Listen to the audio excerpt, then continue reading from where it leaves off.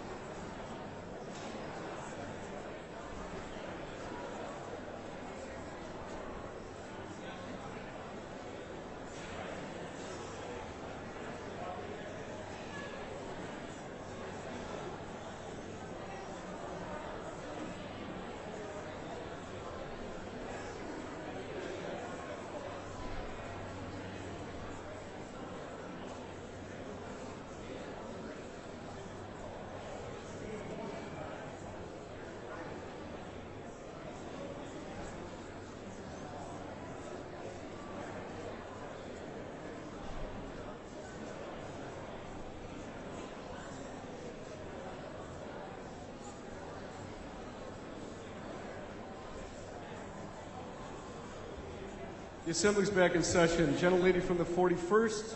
Thank you, Mr. Speaker. I ask unanimous consent to lift the leave of the gentleman from the 25th. Any objection? Hearing none, the leave is lifted. Chair has a question of the gentleman from the 64th. What vote do you want stricken? Thank you, Mr. Speaker. I was told by the Chief Clerk that you took a voice vote on Amendment 1. I would like to make an inquiry of the Chair. What time was that? What time did this body take that action?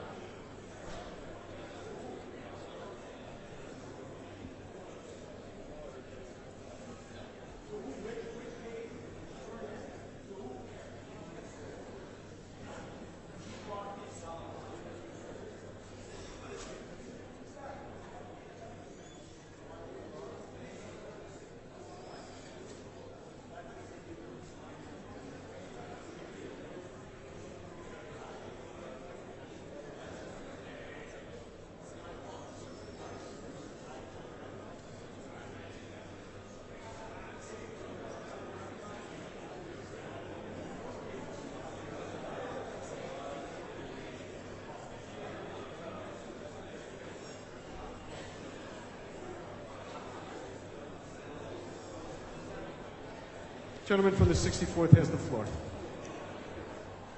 Mr. Speaker, it's actually, Mr. Speaker, members, it is even more outrageous. I mean, I didn't think it could possibly be any more outrageous. But in fact, Amendment 2 and 3, which were before the body, were never addressed. Now, I don't think there's a legislative body in the country, maybe not in the world, that actually ignores amendments that are before you. You do not have a right. You know, you might think that because you've been elected to the legislature, you can do whatever you damn well please, but you can't. We have rules. And whether you like it or not, you got to follow the rules. Amendment 2, Amendment 3, you got to take up those amendments. You got to vote them down. You can't just say we're not going to take them up. What is wrong with you? Honest to God, this is worse than a kangaroo court. This is absolutely beyond the pale. Beyond the pale. You ignore amendments that are before you?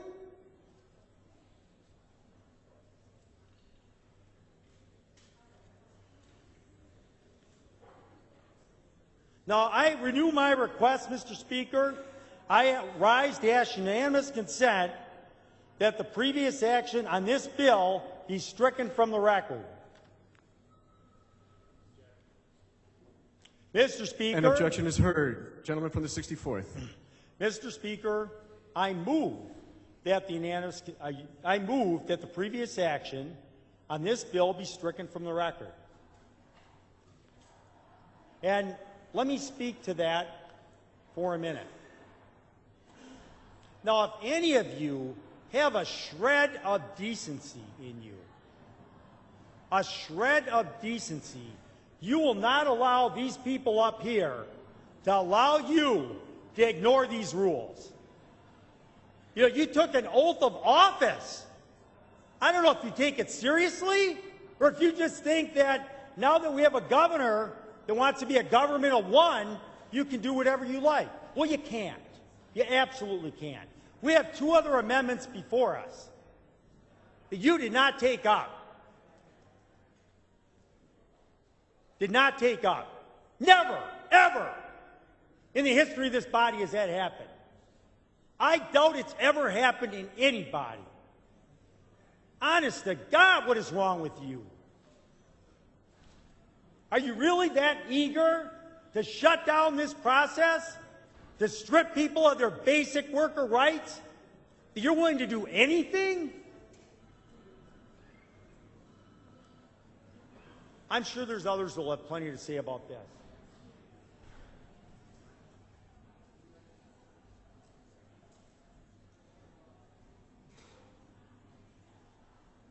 Gentlelady from the 81st. Mr. Speaker, I request unanimous consent to lift the leaves of absence for the gentleman from the 46th, the gentleman from the 71st, the lady from the 79th, and any other leaves of absence that may be before our side of the aisle, other than the gentlelady from the 10th. Any objections? Hearing none, the leaves are lifted. Gentleman from the 54th. Thank you. Because it was actually about 15 minutes that I first pressed my button, which would have made it about, I guess, 4:57, 4:56. After I heard, I got an email from the gentleman from the 69th that said, be here by 5 o'clock, so it was 3 minutes to 5, and as I was walking here from caucus, saw that we were actually voting. Again, when you send an email, gentleman from the 69th, that says 5 o'clock, you know, 5 o'clock means 5 o'clock. But once I heard you guys already decided to vote on things, well, then I realized that, you know, why would that happen? And then I'm like, oh, that's right. It's consistent with how everything else has been handled. Like last Friday morning when I was driving to a school business administrators meeting in De Pere, and I turned on the radio, and there was an ad saying, hey, support Governor Walker's budget repair bill paid by the Club for Growth. Well, guess what? I had never been given a bill. I hadn't even been given talking points yet. And I know we're in the minority, but I'm elected the same way you are elected by the same public from the state of Wisconsin, and I deserve better than that. And it's bad enough. It is bad enough that I had to hear it from a radio ad from Washington, D.C.,